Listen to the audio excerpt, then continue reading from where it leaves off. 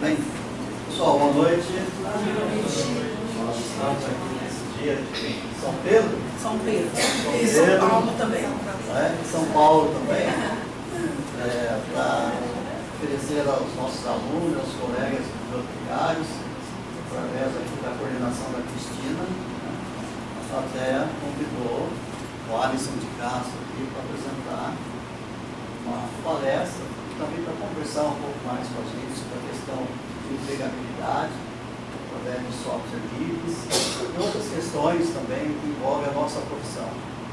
Uma delas, por exemplo, é a atuação dele na Abrainfo, membro da diretoria, e traz também informações inovadoras na sua palestra, que é o que é importante para nós, para o segmento da nossa profissão de bibliotecário, né? A gente tem que ter uma nova visão dentro desses aspectos que ele vai trabalhar conosco hoje. Espero que vocês possam participar exclusivamente desse processo que vai realizar aqui hoje, e depois bater também um papo aí sobre as questões aqui do Vale do Paraíba, como é que está, para a gente, o Alisson, saber da nossa realidade, né? Então, nós precisamos unificar aqui as ações também com o CFD e associações, para que a gente possa cada vez mais a biblioteconomia crescer e poder estudar, né, a nossa profissão de forma a trazer novos mercados, novas oportunidades, tá bom? Alisson, vou deixar você à vontade, você te agradece de antemão a sua vida, tá?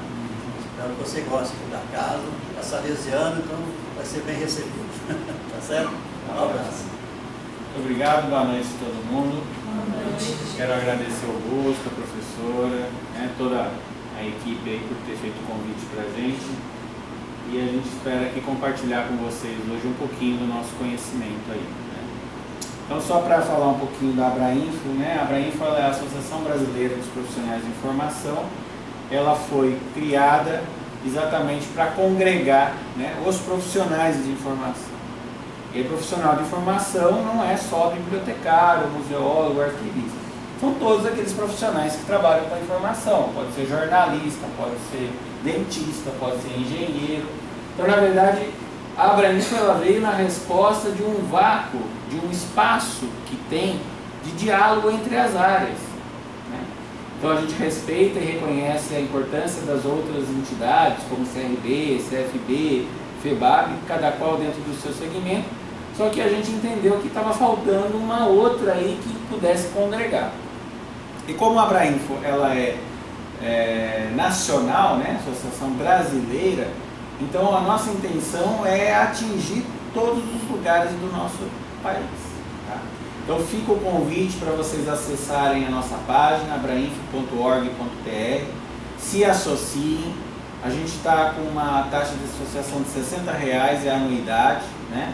Então era 120, agora passou para 60, exatamente para a gente fazer esse processo, né, de congregar as pessoas. E aí a Abrainfo ela patrocina essas palestras, né, fazendo com que a gente possa estar chegando, né, às pessoas com a informação. Tá? A gente também tem o objetivo de promover cursos, seminários, eventos, né? Então, conforme a gente vai sendo convidado, né, as portas vão sendo abertas, a gente vai avançando aí. É um grupo, esse grupo ele trabalha de forma voluntária, ninguém ganha para nada, né, não tem nenhum salário para isso, mas o nosso objetivo é disseminar a informação mesmo. E hoje a gente vai falar um pouquinho aí sobre software livre e empregabilidade. Empregabilidade, mais no sentido do que o mercado quer, do que o mercado paga, porque quem paga é o mercado, então ele é que determina o que ele quer. E por que do software livre? Né? Porque a gente entende que um dos caminhos para viabilizar economicamente, né, o trabalho do profissional da informação pode ser o uso da ferramenta de software livre. Haja visto a situação econômica que a gente está, então isso só vem ajudar, né, esse processo. É um processo natural, outros países também já fazem muito uso de software livre, então a gente acredita que aqui para a América Latina, né, principalmente o Brasil, seja indicado. Mas aí a questão é a seguinte, quem é que vai mexer com isso? Né? Então, o software livre, o objetivo dele, principal, né, o grande argumento dele, não é porque ele é gratuito. Isso é um bom argumento, tá? Mas não é o argumento. Tá? Então, o software livre, quando ele é livre, de fato, você não tem licenciamento, você pode mexer, né? Você pode alterar, customizar. E aí, nesse processo de customização do software livre, é que está o grande ganho dele. Tá? Por quê? Porque o profissional da informação, ele vai demonstrar o seu conteúdo quando ele agrega valor. E como é que eu agrego valor à informação? Quando eu consigo fazer uma alteração numa estrutura que já existe. Né? Então, vou dar um exemplo prático para vocês. Por exemplo, um sistema de biblioteca, onde você tem que criar campos diferenciados. Então, vamos supor, você está numa empresa, né? E essa empresa ela precisa que você crie metadados ali, crie campos específicos com a área dela. Então, vamos supor, é uma área aeronáutica. Então, você tem especificidades. Se você tem um software fechado, né, um software padrão de mercado, dificilmente você vai conseguir customizar ele. Entende essa questão? Então, isso é o que a gente chama de agregar valor. Né? Você vai pegar, tratar a informação e vai colocar aquele seu plus. Esse plus é que o mercado quer. O mercado paga por isso. Tá? O mercado ele não paga simplesmente para a gente ir lá e colocar o livro na estante. Isso o mercado não paga mais. Tá? Tem emprego, mas sempre vai ter. Né? A gente costuma dizer, né? A biblioteca tradicional ela sempre vai existir. Só que não é o que a gente sabe que vai movimentar o mercado. Então, o mercado, e quando eu falo mercado, as empresas, eles querem do profissional da informação que ele agregue valor, né, aquela informação. Um outro aspecto interessante que a gente nota no mercado, de uma forma geral, é que ele quer que o profissional bibliotecário participe do negócio. E aí é onde a gente percebe que existe um descompasso, né, um descolamento. Às vezes você tem o arquivo, você tem a biblioteca e é meio que uma coisa apartada da empresa como um todo. Então o que as empresas hoje elas querem é que a biblioteca, o centro de documentação, a área de conhecimento, seja o nome que dê, participe do negócio. Porque você vai gerar valor para a empresa. Né? Então, um dos mercados que a gente sabe que investe bastante em gestão de informação é a área jurídica. Né? Por quê? Porque a área jurídica vive de informação. Né? Então, o que a gente tem vivenciado, né, lá, com as consultorias que a gente também dá na empresa nossa lá, é exatamente isso. Que o escritório de advocacia, ele espera que o bibliotecário tome uma postura de agregar valor, de dar um resultado mais do que aquele tradicional. Né? Então, o tradicional de organização, isso tem que fazer mesmo, está ótimo. Só que ele fica esperando, por exemplo, a área de pesquisa. Né? Então, hoje, muitos bibliotecários fazem uma pesquisa profunda na área jurídica, né? Já entregam o material pronto para o advogado. Por que isso, para o escritório, é importante? Porque você economiza hora homem de advogado, do jurista, né? Que é caro. Então, ao invés dele ficar lá no Google, nas fontes de informação, nas bases de dados pesquisando, não, ele fica trabalhando na petição, no trabalho, né, com a técnica dele. E o bibliotecário, ele vai dando apoio, ele vai subsidiando aquela demanda. Então, a gente tem notícia de alguns escritórios em São Paulo, que são escritórios grandes, né? Então, eles têm 6, 7, 8 bibliotecários. É considerável. Fora os auxiliares, o pessoal, né, técnico e estagiários. Mas por que eles contratam o bibliotecário? Porque eles têm esse perfil. Então não é porque tem muito livro, porque tem muito empréstimo. Na verdade, se você for olhar, o empréstimo físico ali é muito pouco. Mas o que há uma demanda muito grande no escritório? Pela pesquisa, pela seleção da informação. Né? Então, às vezes a gente ouve assim, mas né? Vocês já vão ouvir, se não ouviram, vão ouvir, né? Ah, o Google tem muita coisa, né? Tem um monte de coisa, inclusive muita porcaria também. Então as grandes bancas de São Paulo já perceberam, né? E por isso que eles fazem esse investimento de ter um profissional da informação, porque eles querem uma informação que é fidedigna. É para isso que eles pagam. Então, assim, às vezes as pessoas, algumas pessoas que não conhecem muito, né, elas tentam passar essa ideia de que, não, agora eu não preciso mais. Ele vai vivenciar uma experiência dessa, vai ver que não é por aí, e depois ele vai retornar. É isso que tem acontecido. Tá? Né? Então muitas pessoas também têm essa visão, não, a biblioteca ela vai acabar. A biblioteca como um depósito de livro, de fato vai acabar, já acabou, só falta enterrar. Né? O que nós temos hoje é o que a gente chama de espaços de aprendizagem, que envolve o acervo, que envolve essa estrutura de biblioteca que a gente conhece, mas não somente mais isso. Né? Então a gente tem hoje, por exemplo, nas grandes bibliotecas lá de fora, são grandes espaços, tá? Então assim, os seus países estão investindo em biblioteca.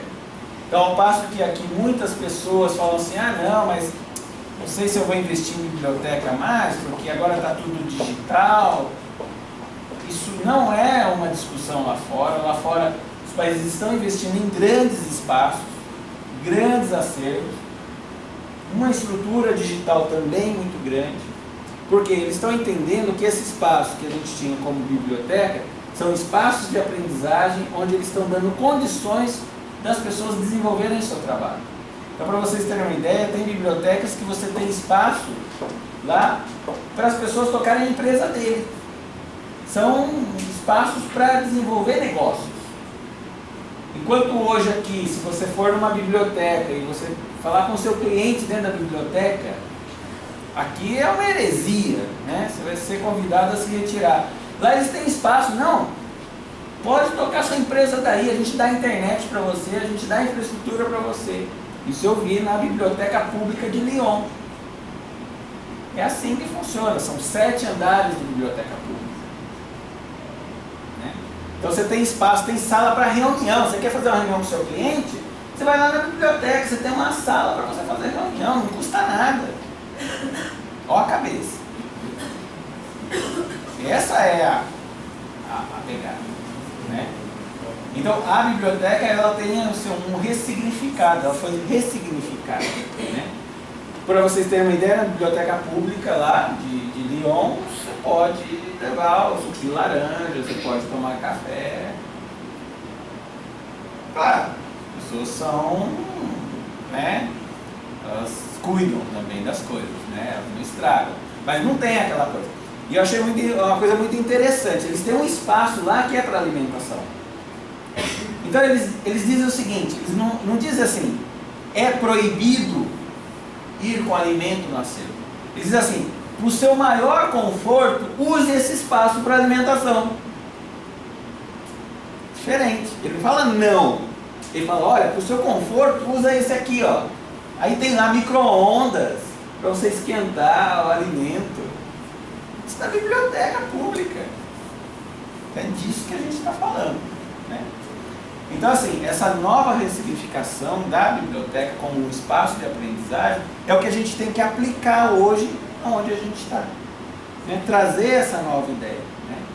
Então, com a questão de recursos, né? E aí a gente fala, por exemplo, a questão econômica mundial, porque o Brasil está passando uma situação difícil, mas na verdade o mundo como um todo está passando por uma situação difícil. E aí onde que essas soluções de software livre, né, de open access, elas vêm? Porque, por exemplo, um relato que teve, né, lá nesse evento, que é o da IFLA, tem bibliotecas universitárias na Alemanha que ficaram sem acervo. Por quê? Porque eles fizeram assinaturas, né? Então eles digitalizaram tudo, por assim dizer, né? Fizeram assinaturas de periódico online, e-book, fantástico, maravilhoso. Só que começaram a cortar verbas. E aí esses revistas dessas publicações. Quando você para de assinar, você não tem mais nada. Então já é um efeito negativo desse processo de assinatura. Mas a gente vê que também é um processo irreversível. As editoras não querem mais publicar em papel. E aí? Como é que isso fica? Né? Então, aqui no Brasil a gente ainda tem que trabalhar muito essa questão, porque as bibliotecas, os bibliotecários, eles não estão se mobilizando e eles aceitam qualquer contrato que as editoras estão propondo. Então a gente está vendo aqui no Brasil uma monopolização da Thomson Reuters, onde ele chega para você e fala assim, ó, a assinatura custa tantos R$1.000, se você deixar de assinar, você não tem mais acesso. Isso está errado. Eu tenho que ter acesso pelo tanto que eu paguei. Então já está tendo uma certa mobilização. Então, por exemplo, no Senado Federal, eles já estão forçando esses fornecedores a dizer o seguinte, olha, se eu não assinar mais, eu tenho direito a acessar aquele material do período que eu acessei por tempo ilimitado, de forma perpétua. Agora, é lógico que as editoras fizeram esse contrato lá para o Senado, porque eles não vão deixar de vender para o Senado, mas para o grande mercado, está todo mundo do jeito que estava. E vai acontecer isso, você vai começar a perder acervo, a gente não tem mais acervo. Né? Então, assim, a questão econômica, ela vai fazer com que essas empresas tentem te amarrar, né? Por outro lado, você tem que ir no contra-ataque. Fala assim, não, se você não me der acesso perpétuo, eu não assino. Se um faz isso, não faz diferença, mas se um grupo começa a fazer, aí faz toda a diferença. Né? Então esse é um ponto. Então com a digitalização dos materiais, e-book, há que se tomar um cuidado com isso. Então você tem muito material na internet, muito e-book, muita coisa gratuita, que a gente tem que fazer o uso disso, né? Mas isso também tem que entrar, né, junto com o seu acervo, que é o acervo, vamos dizer assim, adquirido. Né? Então eu vou mostrar aqui para vocês 5 ferramentas, tá? Cada qual tem um objetivo, e dessas ferramentas a gente vai falar um pouquinho sobre as oportunidades aí que tem. Né? A primeira ferramenta que eu quero mostrar para vocês é uma ferramenta para repositório digital. Então aqui eu estou mostrando um repositório já montado, que é o DSpace. Né? O DSpace ele é um software já sedimentado, já estabilizado, né? Muito utilizado no mundo inteiro. Né? Ele é suportado pelo MIT, pela HP. Então são assim, o MIT é um instituto muito grande, e a HP é uma empresa muito grande, então assim, você tem grandes players dando sustentação a esse software, né? E ele é um software para o repositório digital. Aqui a gente tem o repositório do CFB-CRB, né? Onde foi criado essa estrutura aqui, né? Por exemplo, de comunidades e coleções. Então você tem aqui as comunidades e coleções, o espaço do bibliotecário, subdivisões, artigos, né, monografias, gestão do planejamento.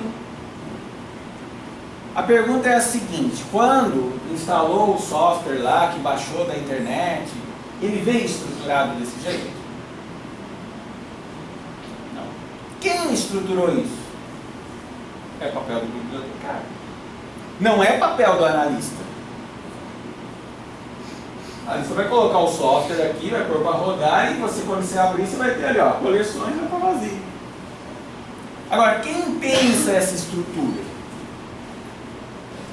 Até porque também não tem que ser uma estrutura pensada, porque senão isso aqui vira uma bagunça, como é a internet. Né? Então o que acontece? Toda aquela teoria que a gente aprende lá na parte de classificação, né, CDU, CDD, o que embasou, né, o Dewey, né, como que ele pensou aquilo, você começa a usar aqui. Porque você não vai classificar esses documentos com a CDD ou CDU, mas a ideia da organização da informação você vai ter que aplicar aqui. Senão isso aqui vai virar uma bagunça depois que tiver. Uma coisa é quando você tem 100, 200, 1000 registros. E quando você tem 20 mil documentos? Para vocês terem uma ideia, isso daqui é utilizado em repositórios digitais, nos escritórios de advocacia, por exemplo. Tem escritório de advocacia que tem 5 milhões de documentos. É muita coisa. Então, assim, a gente já tem experiência de repositórios que foram desenhados e tiveram que ser refeitos. Quer que desligue o ar? Eu desligo.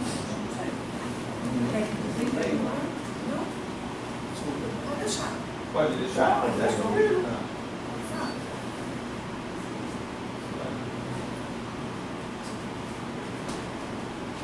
Então, assim, a gente já vivenciou uma situação de que o repositório teve que ser refeito, porque a estrutura não comportou a evolução dos documentos. Uma coisa que acontece, também não dá para ter bola de cristal também. Né? Então, às vezes, a pessoa baixa lá o sistema, põe, ó, bacana, porque na verdade o negócio é fácil, né? Então você pode vir, você cria as comunidades, as coleções aqui. Tem os artigos, eu entrei na parte de artigo. Aqui você tem uma descrição básica do documento. Você pode ter a descrição dos metadados, né? Formato completo. Aí lembra quando o professor falou sobre o tal do Dublin Core, né? Que é parente do MARC, que é parente da Nobrad, né? Que é tudo parente, né? Olha ele aqui, o Dublin Core. E aí você, quando você está criando o repositório, você vai desenhar os campos. Aí é que precisa daquele conhecimento que você pegou na academia, né? E que depois evoluiu. Por quê? Quando você instala o sistema, ele vem com aqueles 15 campos básicos do Dublin Core. Mas e se você precisa de mais informações? Então, por exemplo, a gente fez uma atualização aqui. Está sendo feito um trabalho na parte de resoluções. Se você for ver, tem assim, ó, resoluções 2. Resoluções 2 é um negócio que eu fiz aqui, porque está sendo refeito todos os documentos. Então foi lançado as resoluções, não ficou muito bom, e agora está sendo feito, está sendo tratado novamente. Por quê? Porque quando a gente entra aqui,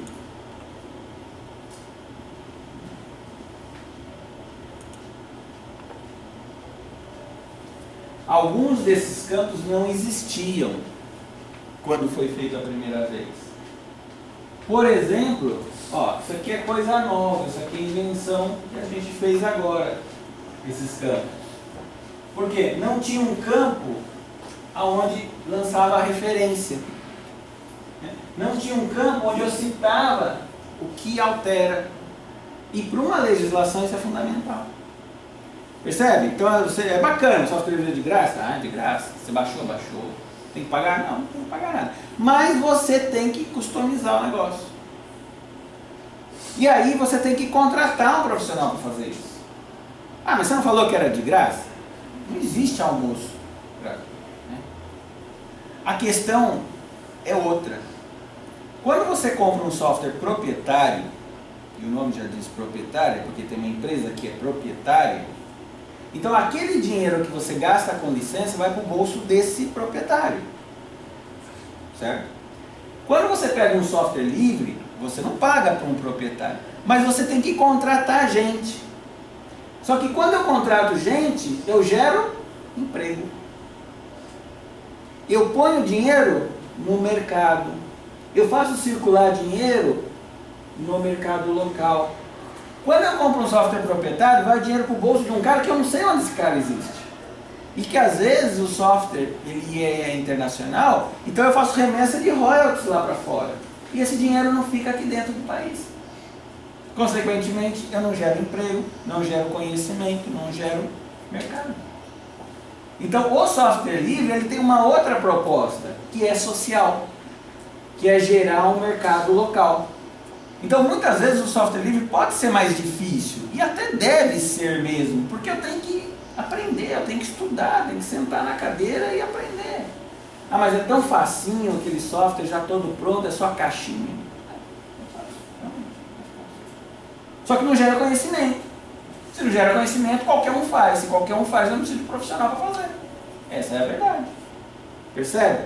Então a gente é pago pelo nosso conhecimento e não para preencher caixinha. Agora, se eu não desenvolver esse conhecimento, o que eu vou vender? Então percebe que existe aqui todo um mercado aqui atrás que ninguém usufrui. Existe uma necessidade enorme de repositórios institucionais. Por causa da lei da transparência, isso eu falo em órgãos públicos, que é um nicho de mercado. Vocês sabem disso, a lei da transparência obriga que aquele órgão, aquele departamento lá, consiga ter a sua informação organizada para dar uma resposta rápida. Então hoje a gente está instalando o DSpace em áreas, órgãos públicos, para criar repositório institucional, porque senão eles não conseguem organizar a informação. E mais do que isso, por que o DSpace e o sistema de biblioteca não resolveria? Porque eu tenho que fazer a preservação digital do documento. Outro detalhe. Você tem que digitalizar o documento, esse documento tem que ser digitalizado de acordo com as normas do CONARC. O CONARC ele regulamenta, tem uma série de normas.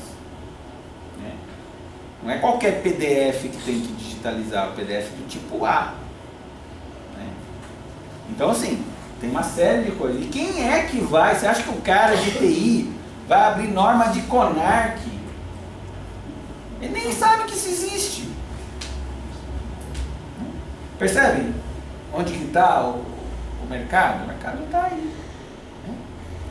Então teve uma situação que a gente auxiliou um órgão público, a gente fez um parecer, porque eles estavam contratando um serviço de digitalização. Só que no edital não tinha nada dessas especificações. Um projeto de 3 milhões. Então assim, é muito dinheiro. E se não houvessem aquelas especificações, com certeza a empresa ia entregar porcaria. Porque ela tentou entregar porcaria. A gente tem notícia também de um órgão em São Paulo que eles contrataram a digitalização. Então fez lá o edital.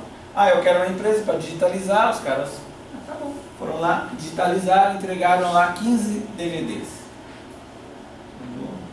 Mas como é que eu vou saber o que tem em cada DVD? Você não pediu índice, você pediu para a gente digitalizar. Conheço casos, desculpa, mas eu conheço um caso exatamente assim. Foi entregue, digitalizaram teses e dissertações, e aí entregaram. Tem que entregar? Tem que entregar. Eu falei, não tem como, gente. Lixo. Não, de jeito nenhum, não tem. Vai pro lixo. Exatamente. É dinheiro, nesse caso que eu estou citando, é dinheiro público que foi pro lixo. O que eu vou fazer com aquele monte de documento digitalizado se eu não tenho um índice, não tenho uma base de dados? Então, nesse parecer que nós fizemos, é assim, estabelecemos a regra do CONARC, estabelecemos os metadados, estabelecemos que eles tinham que entregar em XML, que é um formato aberto, estabelecemos que eles tinham que entregar o PDF, que tinha que entregar o TIFF, que é a imagem original. Se não, e nesse projeto também estava agregado um trabalho de RFID, que também tem identificação das pastas. Então assim, ninguém, imagine você, um comprador de uma prefeitura vai saber especificar RFID? Não vai saber, nem por mal, porque não é, sabe, ele sabe especificar parede, cadeira, comprar lápis, mas tem coisas que eles não têm condições. Não dá para exigir isso deles. E aí quem é que vai assumir esse papel? Percebe? Tem espaço para entrar. Tem que sentar e pesquisar. Então, por exemplo, a gente está fazendo agora um parecer para aquisição de sistemas de RFID para a biblioteca pública. Não tem publicação aqui no Brasil sobre isso. Não tem experiência sobre isso. Existem 2 empresas que fornecem sistemas no Brasil.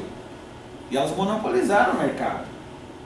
Então, dependendo do que você pôr no edital, entra em inexigibilidade depois. E aí você não pode mais comprar de outra empresa.